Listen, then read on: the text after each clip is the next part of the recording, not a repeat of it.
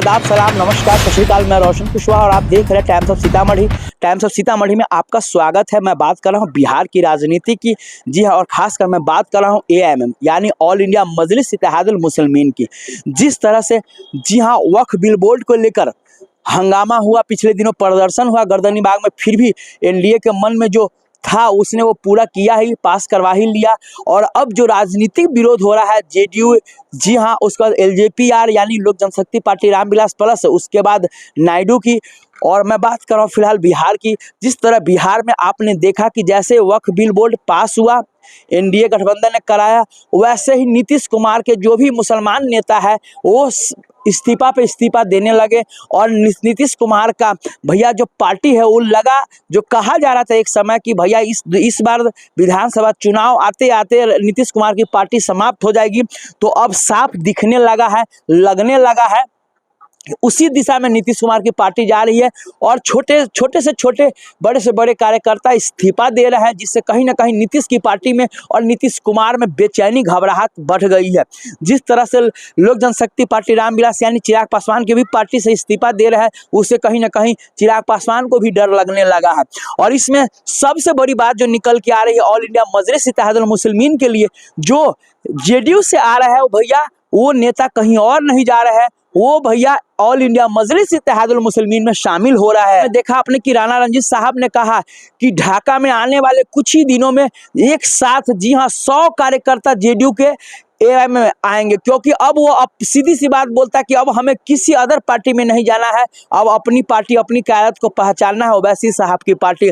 और जिस तरह से आप देख रहे हैं AIMM यानी ऑल इंडिया मजलिस इत्तेहादुल मुस्लिमीन बिहार में ग्रो किया है, उससे कहीं ना कहीं सारे पार्टी में जो है खलबली मची है। जिस तरह आपने देखा कि संसद भवन में उस बिल को फाड़ कर फेंक दिया सदर ओवैसी साहब ने, उससे कहीं ना कहीं साफ लोगों में झलका कि ओवैसी साहब हमारे लिए इतना कुछ करते हैं और हम ओवैसी साहब को बस एक वोट नहीं दे सकते हैं। तो कहीं ना कहीं जो इस बिल से, जी हाँ, कहा जा रहा है वक्फ बिल बोर्ड को लेकर कि इस बिल से जितने मुसलमान भाई है, वो कहीं ना कहीं जो ओवैसी साहब के प्रति उनका रुझान है वो बढ़ चढ़ के आया है। और अभी जी हाँ, बड़ा नरकटिया विधानसभा के जो संभावित प्रत्याशी है शमीमुल हक साहब, दिन बाद प्रदर्शन करने वाले हैं, बहुत बड़ा प्रदर्शन करने वाले हैं वक्फ बिल बोर्ड को लेकर, और उसका पुतला फूका जाएगा नीतीश कुमार, चिराग पासवान का। तो इस तरह कहीं ना कहीं एमएम जो कार्यकर्ता है, जो नेता है, वो लगे हुए हैं। लेकिन जो विपक्षी नेता है, जो RJD है, एक बार भी नहीं वो टस से मस बोला कि हाँ एक बड़ा आंदोलन किया जाए, मोर्चा खोला जाए। तकलीफ इसी बात की है। और जिस तरह से जो मुसलमान भाई समर्थन RJD को देते हैं, और उस तरह से अभी RJD कोई सुगबुगाहट नहीं ले रही है, तो कहीं ना कहीं आने वाले दिनों में RJD के लिए भी खतरा है। RJD जो खुश हो चिराग पासवान के पार्टी से, नीतीश कुमार के पार्टी से मुसलमान भाई साइड हो रहे, इस्तीफा दे रहे, तो कहाँ जाएंगे? हमारे पास ही आएंगे। तो ये कहीं ना कहीं तेजस्वी यादव का RJD पार्टी का सबसे बड़ा भूल है। ये आने वाले वक्त में पता चल जाएगा। और जिस तरह से मैं आपको बता दूं, जब मीडिया वाले जो JDU के बड़बोले नेता है ललन सिंह, उनसे जब पूछा गया कि बहुत तेजी से आपके कार्यकर्ता, जो मुस्लिम कार्यकर्ता है, जो नेता है, आपके पार्टी से इस्तीफा दे रहा है, तो बोले वो छोटे मोटे है, उसका कोई महत्व नहीं, वो छोटे मोटे जैसे आया था वैसे जा रहा है, उससे पार्टी पे कोई फर्क नहीं पड़ता है। आप समझ सकते हैं।